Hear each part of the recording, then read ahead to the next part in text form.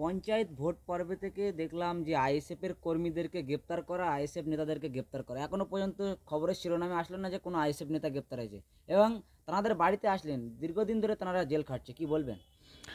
দেখুন, বিষয় হচ্ছে যে এই যে শাসক দল, তারা আসলে এতটা ভয় পেয়েছে আইএসএফের বিরোধী রাজনৈতিক যে মতাদর্শ, সেই মতাদর্শকে তারা এতটা ভয় পেয়েছে যে তারা এমনি তো বিরোধী শূন্য রাজনীতি বাংলায় তৈরি করবে, একটা ফ্যাসিবাদী ভাবনা আমাদের রাজ্যের সরকারের রয়েছে, শাসক দলের রয়েছে।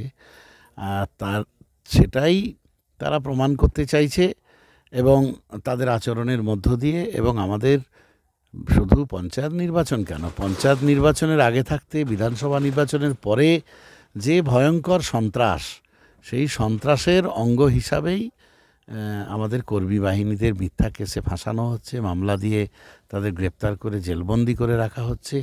দিনের পর দিন তারা জেল খাটছে। একাধিক গাড়ি তো ভাঙড়ে এসেছিল, এই ভাঙড়ে তাই তৃণমূলের কেউ গ্রেপ্তার হলো না, বা এখনো পর্যন্ত কোনো প্রশ্ন উঠলো না। আইএসএফের একাধিক মানুষ গ্রেপ্তার আছে, তাদেরকে জামিন হচ্ছে না। এইটাই তো মোক্ষম প্রশ্ন, এইটাই তো আসল কথা। আমরা তো এই কোশ্চেনটাই বারবার তুলতে চাইছি, যে বারবার আমাদের রাজ্যের মুখ্যমন্ত্রী বলছেন, সেই 2011 সাল থেকে নামতা পড়ার মতো উনি বলছেন না, বদলা নয় বদল চাই। তা বদল এসেছে, কিন্তু উনি তো বদলার রাজনীতি করে যাচ্ছেন।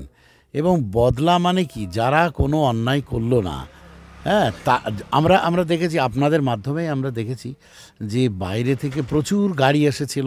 জীবনতলা লেখা আছে, হ্যাঁ, জীবনতলার গাড়ি ভাঙড়ে চলে না। মানে এই যে তৃণমূলের সাজানো অত্যাচার, সেই অত্যাচারের জন্য আমরা এমনকি দেখেছি কে পাঠিয়েছে, মিডিয়াতে তার নাম ধরে পর্যন্ত বলছে যে আমাকে শওকাত মোল্লারা পাঠিয়েছেন, টাকা দিয়ে পাঠিয়েছেন। তারপরেও তাদের বিরুদ্ধে ব্যবস্থা নেওয়া হয় না, তৃণমূলের কাউকে গ্রেপ্তার করা হয় না, ভিডিও ফুটেজ থাকা সত্ত্বেও গ্রেপ্তার করা হয় না। এটা আসলে একটা রাজনৈতিক ষড়যন্ত্র, বিরোধী শূন্য রাজনীতি বানানোর, বিরোধী শূন্য শাসন ব্যবস্থা তৈরি করার একটা চক্রান্ত, ফ্যাসিবাদী ঝোঁক। এই ফ্যাসিবাদী ঝোঁকের বিরুদ্ধে আমাদের লড়াই চলছে। আজকে আমি এসেছিলাম, আমাদের যে কর্মীরা যারা জেল খাটছে, এখনও অন্ততপক্ষে 1 ডজনেরও বেশি কর্মী আমাদের মিথ্যা মামলায় জেল খাটছে। তাদের আজকেও জামিনের আজকেও শুনানি ছিল বারুইপুর কোর্টে, কিন্তু দেখা গেল যে জামিন খারিজ হয়ে গেছে। আমরা পরিকল্পনা করছি ভবিষ্যতে হয়তো হাইকোর্ট যেতে হতে পারে, সেখান থেকে।